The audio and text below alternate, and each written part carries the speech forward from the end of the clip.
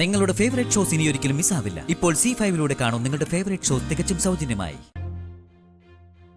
എന്തിനാ നീ ദേഹം നനച്ചത്? അത് ബോഡി എടുക്കണ്ടേ? വേണ്ട. അത് നിങ്ങളല്ലല്ലോ പറയേണ്ടത്. ഞാൻ ആ മരിച്ചു കിടക്കുന്ന മനുഷ്യന്റെ മരുമകനാ. കുറച്ചു ദിവസം മുമ്പ് വരെ ഏട്ടന്റെ മനസ്സിൽ അങ്ങനെയൊക്കെ ഉണ്ടായിരുന്നു. പക്ഷേ ഏട്ടൻ മരിക്കുമ്പോ അതായിരുന്നില്ല അവസ്ഥ. എന്റെ ഏട്ടൻ വെറുത്തിരുന്ന ഒരാൾ, അയാൾ എന്റെ ഏട്ടന്റെ ശരീരത്തിൽ തുടർന്ന. വെറുതെ ചടങ്ങിന് മുമ്പ് പ്രശ്നങ്ങൾ ഉണ്ടാക്കണോ? നിനക്ക് വേണ്ടി സംസാരിക്കാൻ വരുന്ന ആരായാലും അവർക്കുള്ള മറുപടി എന്റെ കയ്യിലുണ്ട്. ഏട്ടന്റെ മരണത്തിന് കാരണം നീയാ.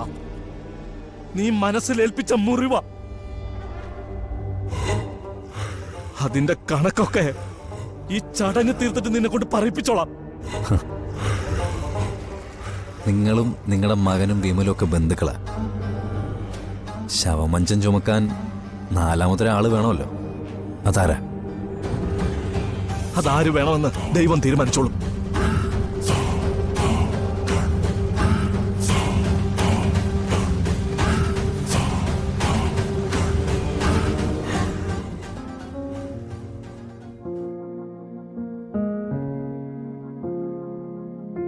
അച്ഛാ, ഹരിയേട്ടൻ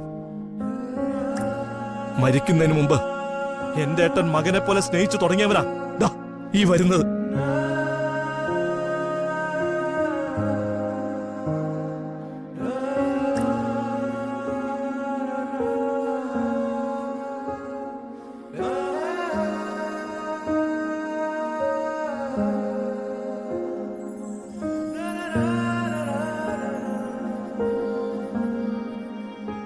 പെട്ടെന്ന് എന്തു പറ്റി ശിവേട്ട?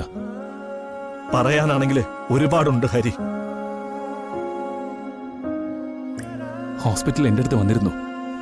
കുറെ കാര്യങ്ങളൊക്കെ പറഞ്ഞ് കരയും ചെയ്തു. അതേടോ, ഉള്ളിൽ മുഴുവൻ സങ്കടമായിരുന്നു.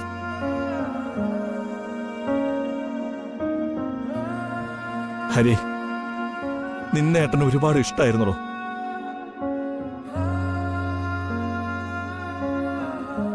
എപ്പോഴും സംസാരിക്കുന്നത് ബഹുമാനത്തോടെ.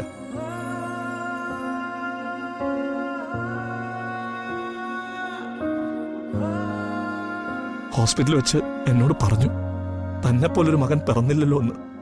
അവസാന സമയത്ത് ഏട്ടന്റെ മനസ്സിലുണ്ടായിരുന്ന ഒരു ആഗ്രഹം എനിക്കറിയാം. അതെങ്കിലും പൂർത്തിയാവട്ടെ. ഏട്ടന്റെ ബോഡി എടുക്കുമ്പോ ഞങ്ങളുടെ കൂടെ താൻ ഉണ്ടാവണം. ഏട്ടന്റെ ആത്മാവ് അത് കണ്ട് സന്തോഷിക്കട്ടെ.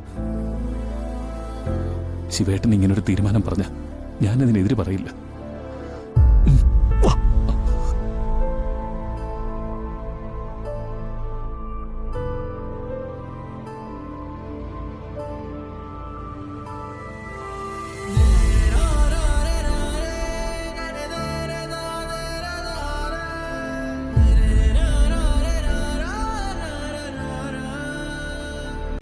ഡൗൺലോഡ് ചെയ്യൂ C5 ആപ്പ്. കാണൂ എല്ലാ എപ്പിസോഡുകളും സൗജന്യമായി.